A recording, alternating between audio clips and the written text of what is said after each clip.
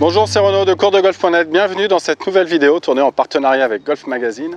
Je me trouve aujourd'hui sur le très joli parcours d'Aloha Golf Club, ici en Andalousie. Je suis sur le trou numéro 11. C'est un parcours privé, c'est l'un des plus beaux parcours, un parcours historique ici de la région de Marbella, qui a été dessiné par Ravien Arana.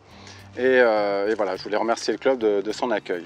Dans cette vidéo, je vais vous donner 5 éléments qui vont vous permettre d'accélérer, en tout cas de gagner un petit peu quelques mètres avec votre driver, mais également avec vos fers. C'est-à-dire que les conseils que je vais vous donner dans cette vidéo marcheront indifféremment, que ce soit avec les fers ou avec les bois. Mais bon, je prends le driver parce que quel meilleur club pour parler de distance que le driver, en tout cas de vitesse. Alors, surtout, n'oubliez pas avant de commencer ces conseils, abonnez-vous à ma chaîne YouTube en cliquant sur le lien qui se trouve en bas à droite de votre écran. Et puis abonnez-vous également, si vous ne l'avez pas encore fait, à ma newsletter en cliquant sur l'information qui apparaît en haut à droite de votre écran ou dans la description, enfin quelque part autour de cette vidéo. Et ça vous permettra de recevoir ma série de vidéos sur les fondamentaux dynamiques du golf qui vous permettront de jouer plus correctement. Et ce sont des conseils que vous devez regarder et apprendre par cœur. Alors le premier conseil que j'aimerais vous donner pour gagner en vitesse, gagner en distance, dirons-nous, c'est le point de contact. Alors, pour vérifier le point de contact, ce que je fais de temps en temps, c'est que je prends un sparadrap, c'est tout bête, hein, c'est un sparadrap médical. Je prends une petite bande comme ça de sparadrap et je la place sur la face de club. Tout simplement. Vous la placez sur la face de club, vous la collez et vous allez taper plusieurs balles. Et en tapant plusieurs balles, vous verrez où est-ce que vous avez l'habitude de contacter. Vous verrez à quel endroit, sachant que l'idéal, plus avec le driver, c'est assez simple, parce que là, j'ai une croix en plein milieu. Vous l'avez peut-être ou peut-être pas, mais bon, vous pourrez déterminer facilement à quel endroit vous pourrez taper vous devez taper cette balle pour que la balle prenne le plus d'énergie. Ça s'appelle le coefficient de restitution. Ou alors tout simplement, vous prenez une balle et vous faites rebondir votre balle comme ça au milieu du club et vous verrez à quel endroit la balle rebondit de manière la plus douce. C'est pour ça qu'on appelle d'ailleurs ce point le sweet spot. Plus vous allez taper au sweet spot, plus d'énergie la balle va prendre. Et d'ailleurs assez paradoxalement, moins je tape vite, moins je tape fort, moins je m'investis physiquement, et bien plus j'ai de facilité à contracter au centre. Et ça vaut pour les fers et les bois. Alors vous pourriez tout à fait faire ça, hein, c'est-à-dire mettre cette face de ce sparadrap sur la face de club. Vous tapez plusieurs balles et vous verrez qu'à un moment donné, eh bien, vous arriverez à déterminer l'endroit où vous avez bien tapé. J'en tape une, on va voir ce que ça donne.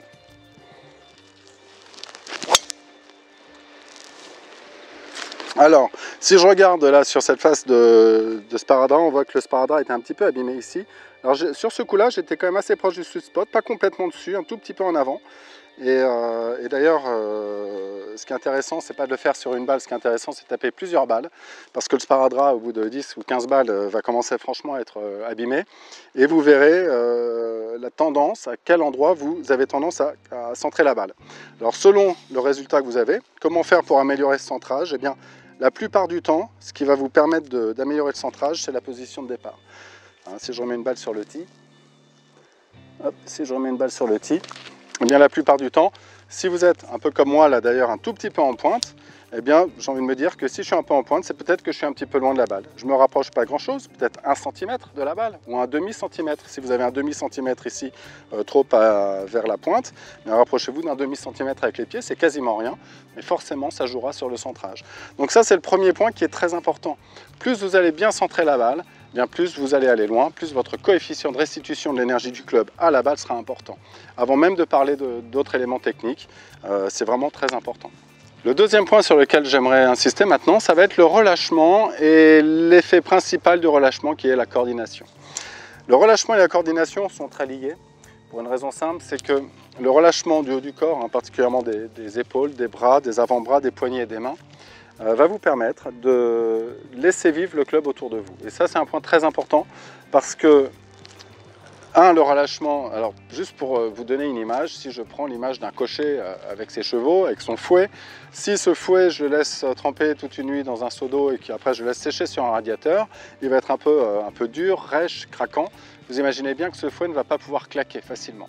Alors qu'en revanche, le cocher qui entretient bien son fouet, qui le graisse régulièrement et qui fait en sorte que ce fouet soit le plus souple possible, sans donner plus d'énergie, va réussir à faire claquer la mèche du fouet. Petite anecdote d'ailleurs, pourquoi la mèche d'un fouet claque? Eh bien, tout simplement parce qu'il passe, enfin tout simplement, c'est pas si simple, parce que quand on ne le sait pas, on a du mal à l'imaginer, mais parce que la pointe du fouet passe le mur du son. Et c'est lorsqu'il passe le mur du son que le fouet claque comme ça.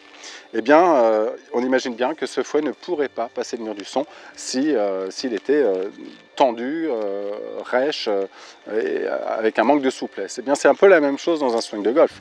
Hein, ce que je veux, c'est que vous soyez bien relâché. Donc, le relâchement, la souplesse est un élément de vitesse par excellence. Et je le mets dans ce deuxième point, ce relâchement va vous permettre de coordonner. Plus le haut du corps est relâché, eh bien plus je vais pouvoir ressentir que les bras et le corps, en tout cas le club et le corps, fonctionnent ensemble de manière coordonnée.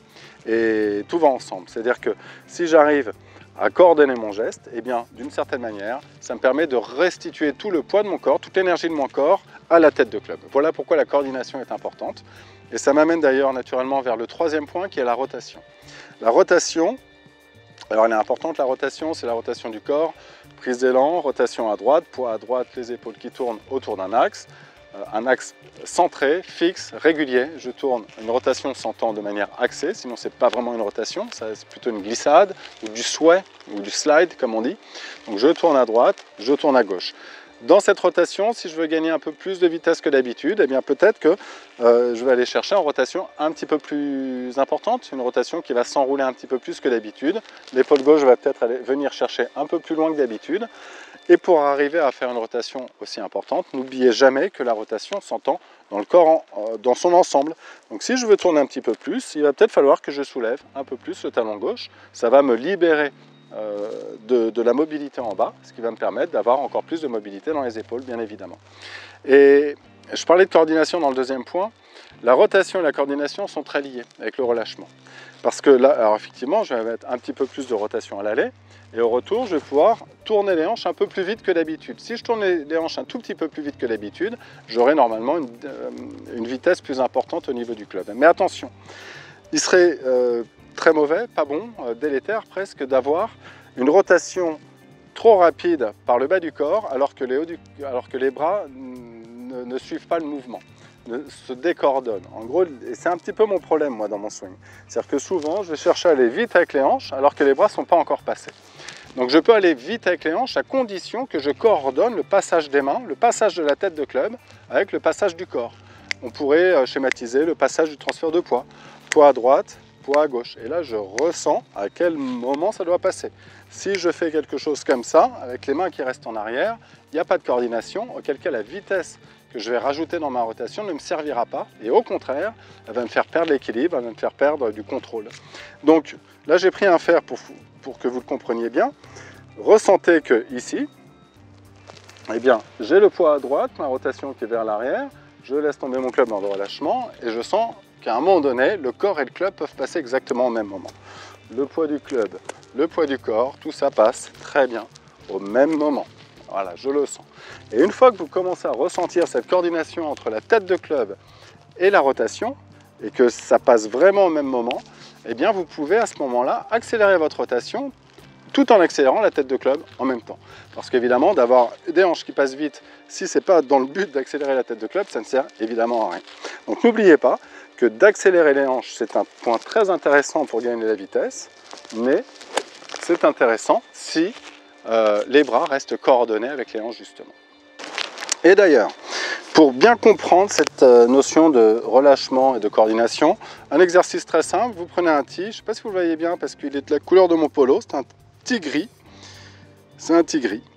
Alors, je mets un tee comme ça, là vous devez le voir, au bout de mon club, et c'est un petit repère visuel qui va vous permettre de ressentir ici, en tout cas de visualiser le moment où grâce au relâchement, je laisse tomber mon club, et j'ai le club qui tourne dans sa chute ici. Il tourne, j'ai le tee qui regarde vers le bas, je laisse passer, et vous voyez que le tee regarde vers le bas. Le tee regarde vers le bas, je laisse passer, les mains très librement fouettent la balle, en tout cas au niveau du sol, et le tee se retrouve encore une fois à regarder vers le bas. Ça c'est un petit repère comme ça technique qui est assez intéressant que vous pourriez faire. Mais attention, encore une fois, la rotation du corps doit être parfaitement coordonnée avec le passage des mains. Là, j'ai bien senti, je pense que ça se voit également. Le quatrième point, il est un petit peu plus technique. Je vais reprendre le driver pour ça, parce qu'il s'adresse encore une fois à tout, mais peut-être particulièrement au driver. C'est l'amplitude. Vous pouvez, l'amplitude du geste d'une manière générale, vous pouvez chercher plus d'amplitude que d'habitude.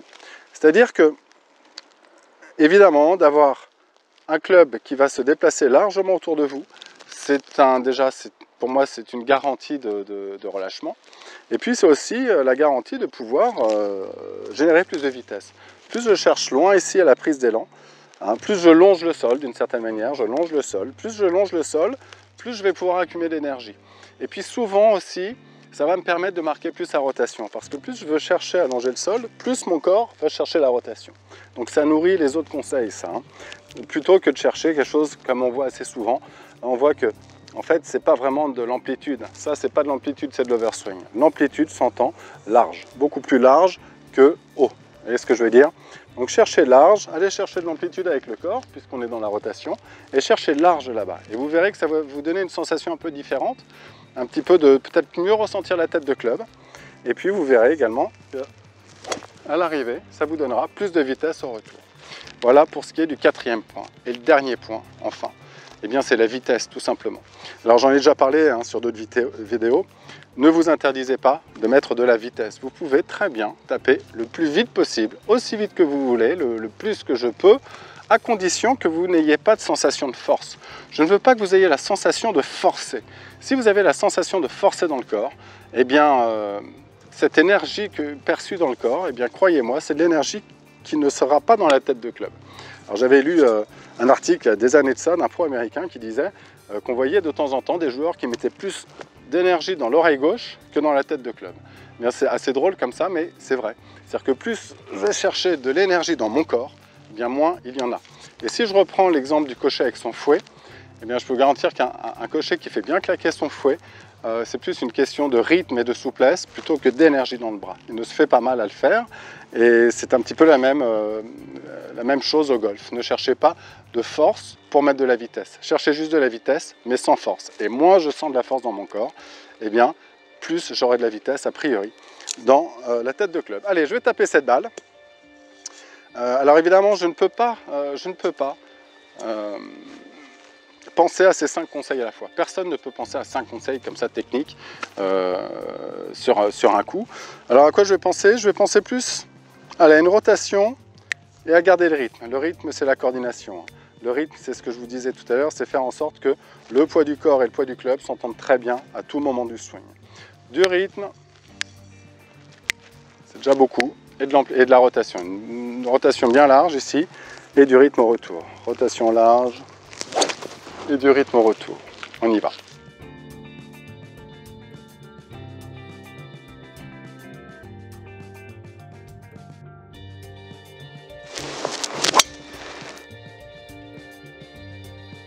Elle est un petit peu à gauche, mais je pense qu'elle a pris quand même pas mal de distance. Enfin voilà, voilà pour les 5 éléments que je voulais traiter dans cette vidéo. Évidemment, il y en a d'autres. Évidemment, on peut les aborder chacun de ceux-là de manière différente. Mais je vous remercie en tout cas de votre attention. S'il y en a un ou deux qui vous aident, eh bien, gardez-le précieusement, travaillez-le et reproduisez-le sur le parcours. Je vous remercie de votre attention, de votre fidélité et je vous dis à très bientôt dans une prochaine vidéo.